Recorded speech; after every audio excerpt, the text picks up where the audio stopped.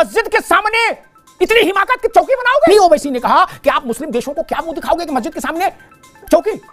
उन्होंने कहा वक्फ के ऊपर चौकी। आप मैं समझ नहीं पा रहा कि मस्जिद के सामने चौकी क्यों नहीं बन सकती? पार्लियामेंट के लिए पुलिस एस्टेब्लिशमेंट हो सकता है, वैष्णो देवी के लिए हो सकता है, कुंभ के लिए हो सकता है। मस्जिद क्या होता है, किसी भी नाम का शाही लगा लोगे तो क्या मतलब मुगल आजम हो जाएगा मामला? जो लोग संवेदनशील बनाते हैं किसी इलाके को, उनको खौफ में रहना चाहिए। दुष्ट दलन रघुनाथ कला की, दुष्टों का दलन।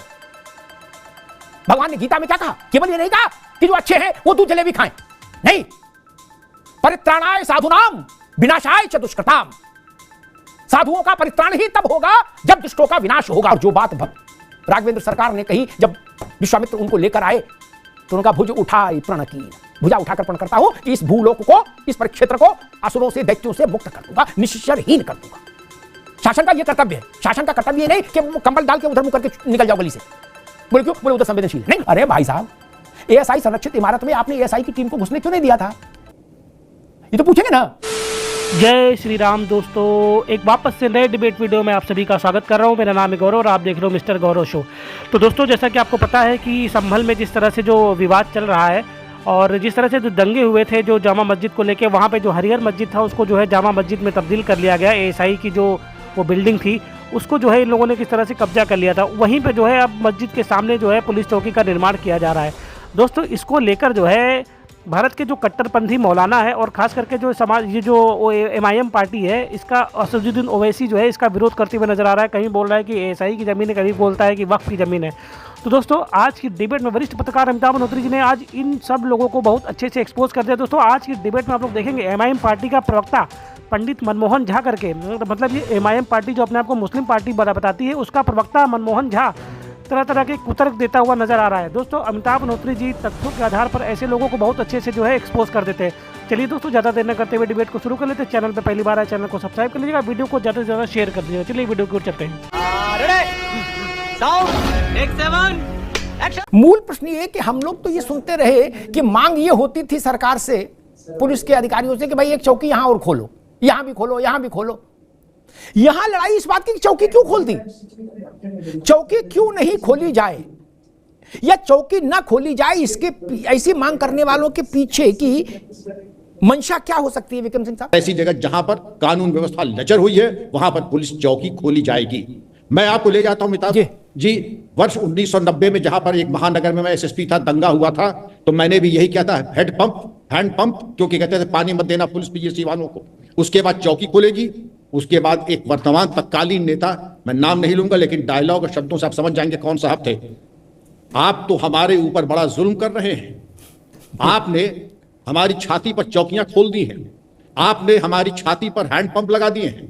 आप समझ होंगे किन साहब का आपने हमें खिदमत का मौका दिया है। तो अब मैं आपको और दूसरा एक शब्द और कही थे उन्होंने, हमारे इलाके में PSC कैसी आ गई। उनका मंत्री जी, मैं जानना चाहूंगा आपका कौन सा इलाका है और कहीं कोई ऐसा शासनादेश अगर हो कि यहां पर PSC नहीं आ सकती, PSC कश्मीर जा सकती है, PSC आसाम जा सकती है, तो PSC इस मोहल्लों में क्यों नहीं जा सकती है? जरा मुझे लिख के दे दीजिए आदेश, मैं मान लूंगा। ये अनर्गल बातें हैं, सांप्रदायिकता से बिल्कुल ओतप्रोत है। आपने बिल्कुल सही समाधान दिया है। जहां औचित्यपूर्ण होगा चौकी खुलेगी। इन सीमित संसाधनों में, इस हमारे सीमित आर्थिक संसाधनों में अगर चौकी खुल रही है तो उसकी अनिवार्यता है। मैं उसका 100% नहीं 200% समर्थन करता हूं। बहुत अच्छी बात आपने कही, और जिनका डायलॉग आपने बताया वो अपने डायलॉग के कारण तो पहचाने जाते हैं। उनका डायलॉग आ जाए हाँ, फिर सब समझ जाते हैं। मनमोहन जी, आपके पास आते हैं। 2-3 दिन पहले हम इस चंबल पर एक चर्चा कर रहे थे, उसमें भी विषय आया था। मैं इसका तर्क ही नहीं समझ पा रहा कि बोले नहीं हमको चौकी से नाराजगी है। चौकी से क्यों नाराजगी, समझ नहीं पा रहा मैं। किसी ने, बड़े नेता ने कहा, शायद ओवैसी या किसी ने कहा था कि दुनिया के जो मुस्लिम देश है उनको भारत क्या बताएगा कि मस्जिद के सामने चौकी खुल गई। अरे हम दुनिया भर को ये बता रहे हैं कि काशी विश्वनाथ में पुलिस के लिए पूरा एस्टेब्लिशमेंट है, अयोध्या में है, वृंदावन में है, हर बड़े मंदिर में है। और आपकी जानकारी के लिए बता दूं, 60,000 सुरक्षाकर्मी, कितने? 60,000 सुरक्षाकर्मी डिप्लॉय हुए हैं प्रयागराज में मेला क्षेत्र में। 60,000। कल को बाबा कहने लगे ना पुलिस हटाओ, तब हम संगम में नहाएंगे, तब क्या होगा? आप विरोध करने का लॉजिक तो कहें आप कि हम विरोध क्यों कर रहे हैं। वो संपत्ति किसकी है, संपत्ति किसके अधीन आती है, क्या उस संपत्ति से छेड़छाड़ की जा सकती है? सवाल ये उठता है। बैरिस्टर असदुद्दीन ओवैसी जी ने ये नहीं कहा कि आप वहां चौकी बना रहे हो, इसलिए बना रहे हो कि मुस्लिम इलाका है। उन्होंने विरोध इस बात का किया कि वो एएसआई के अंदर आता है वो संपत्ति, अब फिर वहां पर क्यों अतिक्रमण किया जाए, क्यों खोदाई की जा रही है, क्यों तोड़फोड़ की जा रही है, क्यों चौकियां बनाई जा रही है। तो ये बातें आप भी उठाए माननीय जी, तो अच्छा लगा आप ये कहें कि सिर्फ इसलिए विरोध किया जा रहा है। एक मिनट रुकिए, मनमोहन जी एक मिनट रुकिए, मनमोहन जी एक मिनट। अब आप मैं स्पष्ट कर दूं ताकि भागने की गुंजाइश बंद हो जाए। गली बंद हो तो तर्क तो डिबेट में आनंद आता है। मैं कभी खुली गली वाले तर्क में डिबेट करता ही नहीं जीवन में। अब आपको बता दें, संभल में पुलिस चौकी पर 2 चरणों में आप लोगों ने अपने विरोध को आकार दिया। किसी विद्वान व्यक्ति ने ओवैसी को भी समझ दी होगी, आप सबको भी दी होगी कि नहीं ऐसा नहीं, इस पे खेलो। पहले जो तर्क आया वो आया, मस्जिद के सामने इतनी हिमाकत की चौकी बनाओगे। पहले ये तर्क आया मेरे भाई, सर सुन लो, धैर्यपूर्वक सुनो, भागो नहीं, ठीक। ये तर्क आया कि मस्जिद के सामने, तो मैंने खुद बहस की और मैंने कहा कि भाई मस्जिद के सामने चौकी क्यों नहीं बन सकती, ये मुझे बताओ। संविधान में लिखा है नहीं, इंडियन पेनल कोड में लिखा है नहीं, सुप्रीम कोर्ट ने कभी कहा नहीं, फिर क्यों नहीं बन सकती? एक, जब वो बात खारिज हो गई और वक्फ का जो ये प्रपंच है 3 दिन का है अभी, हालांकि उसको डिस्ट्रिक्ट मजिस्ट्रेट ने खारिज कर दिया, लेकिन इन्हीं ओवैसी ने कहा कि आप मुस्लिम देशों को क्या मुंह दिखाओगे कि मस्जिद के सामने चौकी। उन्होंने ने कहा वक्फ के ऊपर चौकी। आप मैं समझ नहीं पा रहा कि मस्जिद के सामने चौकी क्यों नहीं बन सकती। पार्लियामेंट के लिए पुलिस एस्टेब्लिशमेंट हो सकता है, वैष्णो देवी के लिए हो सकता है, कुंभ के लिए हो सकता है। मस्जिद क्या होता है, किसी भी नाम के आगे शाही लगा लोगे तो क्या मतलब मुगल आजम हो जाएगा मामला। बात मुगल आजम की है, क्या वो वक्फ की संपत्ति है या नहीं, क्या वो एसआई के अधीन आता है कि नहीं, और एसआई के अधीन अगर वो आता है तो उसके 100 मीटर के दूरी तक आप उसके नजदीक कहीं कोई निर्माण नहीं कर सकते। आप इस बात का विरोध हमारे नेता कर रहे हैं ना। लेकिन अब आप ये कहो कि मुस्लिम इलाके में पुलिस चौकियां क्यों, तो और मैं आपको बता दूं महोदय कि मुस्लिम इलाकों में पुलिस चौकियां ही खोली जाती है, मुस्लिम इलाके में शराब की दुकानें ही खोली जाती है, मुस्लिम इलाकों में स्कूलें नहीं खोली जाती है, मुस्लिम इलाकों में सफाई व्यवस्थाओं पर ध्यान नहीं दिया जाता है। ये पीड़ा। और क्या जिस मुस्लिम इलाके की हम बात करते हैं वो कोई अफगानिस्तान का नहीं है, वो हमारे हिंदुस्तान का हिस्सा है। जिस मुसलमान के हक और हुकूक की बात हम करते हैं वो कोई पाकिस्तानी मुसलमान नहीं है, वो हिंदुस्तान का मुसलमान है। और उतना ही अधिकार बाबा साहब ने उस हिंदुस्तान के मुसलमान को दिया है जितना कि हम हिंदुओं को दिया है। तो अगर इंसाफ की बात करना अगर गलत मनमोहन जी, तो इंसाफ की बात तो होती रहेगी साहब। ठीक मनमोहन जी, एएसआई को भी आप लोगों ने गरीब की बकरी बना दिया क्या? कल तक कह रहे थे एएसआई कौन होती है। जब मैंने पूछा था पहले दिन जब वहां हिंसा हुई थी तो मैंने पूछा था संभल वालों से कि भाई इसमें कमेटी मालिक मुख्तार कैसे हो गई, ये तो एएसआई के अधीन है। तो पता लगा एएसआई वालों को हम घुसने भी नहीं देते हैं अल्लाह के नाम पर। बोले अच्छा, बोले यहां तो मौलाना साहब ही चलाते हैं जो गुरराज का, जो उन्हीं डंडा चलता है। आज आप लोगों को एएसआई याद आ रही है। अगर एएसआई है तो इसमें पूजा स्थल कानून लागू नहीं होगा मनमोहन जी, क्या? 2 चीजें एक साथ नहीं रहेंगी। अगर एएसआई के अधीन है ये मॉन्यूमेंट तो इसमें पूजा स्थल विधेयक का लागू नहीं होगा। इसकी प्रकृति भी बदल सकती है, इसकी कृति भी बदल सकती है, इसका कैरेक्टर भी बदल सकता है, इसका नेचर भी बदल सकता है ना। फिर ये नहीं चलेगा कि आधा रसगुल्ला खाऊंगा और आधा पकौड़ा खाऊंगा ना, या तो पकौड़ी खा लो या रसगुल्ला खा लो। ये फ्यूजन ना करो महाराज ना। आप तो गजब फ्यूजन ठोक दिए हो। बोले ना सोमवार को एएसआई मानेंगे, मंगल को एएसआई को भगा देंगे। ऐसा नहीं चलेगा, पूरा एएसआई मान लो, झंझटी खत्म। क्या फिर हरिहर मंदिर हो गया, वो फिर बाकायदे बब्बा वाले। हमने किस लिए कप्तान को बैठाला है, कलेक्टर को किस लिए लूडो खेलने के लिए बैठाला है क्या, या काजू बादाम वगैरह खा के मीटिंग करने के लिए बैठाला जूम पर? नहीं ना। जूते पहनिए, हाथ में असला लीजिए और सड़क पर उतरिए। ये तो वही बात हो गई कि हिस्ट्री में बच्चे के एक बार फेल हो गया, बोला हिस्ट्री छुड़वा दो, और पता लगा साल भर में सारे विषय छूट गए। क्या फिर पढ़ेंगे, जिसमें फेल हुआ वो विषय छुड़वा दिया? नहीं, बच्चे को बैठाइए, कहिए हिस्ट्री ही पढ़नी होगी बेटा।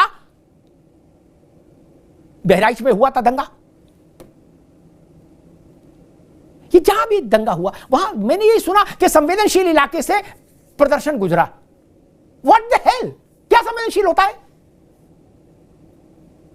3 लोगों ने संवेदनशील बनाया उस इलाके को। उन लोगों को न्याय का, राजदंड का भय होना चाहिए। विक्रम सिंह जी गलत कह रहे हो।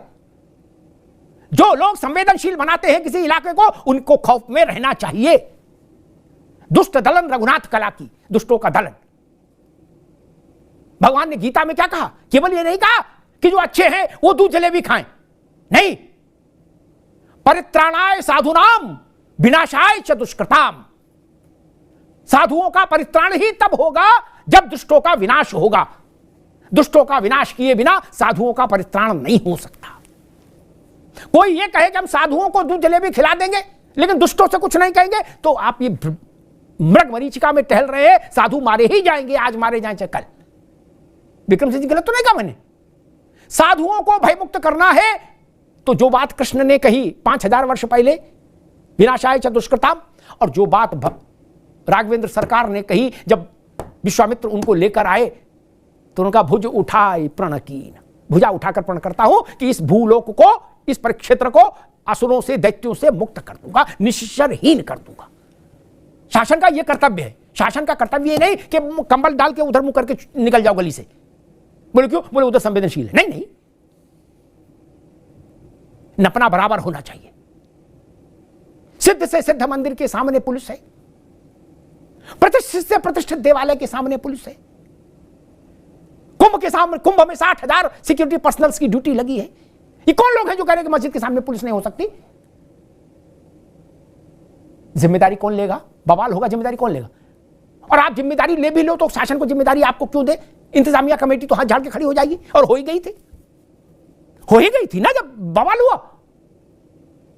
एएसआई का फंडा नहीं चलेगा मित्र ना। एएसआई की मानो तो पूरी मानो, आधी आयुर्वेदिक आधी एलोपैथिक नहीं चलेगा। और ऐसा भी नहीं चलेगा कि आधा ऑपरेशन करा ले, आधी सर्जरी करा ले, आधी अनुलोम विलोम कर लेंगे ना। या तो अनुलोम विलोम करो या सर्जरी कराओ, ये नहीं चल सकता। मैं देख रहा हूं कि मनमोहन जी कह रहे थे कि हमारी चिंता यह है एएसआई संरक्षित इमारत के आसपास खुदाई कैसे हो रही। अरे भाई साहब, एएसआई संरक्षित इमारत में आपने एएसआई की टीम को घुसने क्यों नहीं दिया था? ये तो पूछेंगे ना। वो लोग आए थे, यानी जो मालिक हैं उनको नहीं घुसने दिया इंतजामिया कमेटी ने, मौलाना ने, और आज आप उनकी दुहाई दे रहे हो। ये तर्क ठीक नहीं।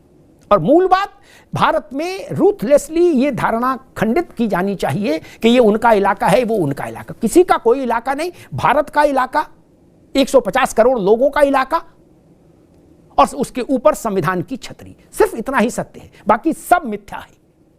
हम भारतीय हैं, इसके अलावा कोई पहचान प्रिवेल नहीं होनी चाहिए, और कम से कम अनारकी फैलाने के लिए तो किसी ढंग की पहचान प्रिवेल नहीं हो सकती। ये भारत के संविधान का मूल तत्व है। धन्यवाद।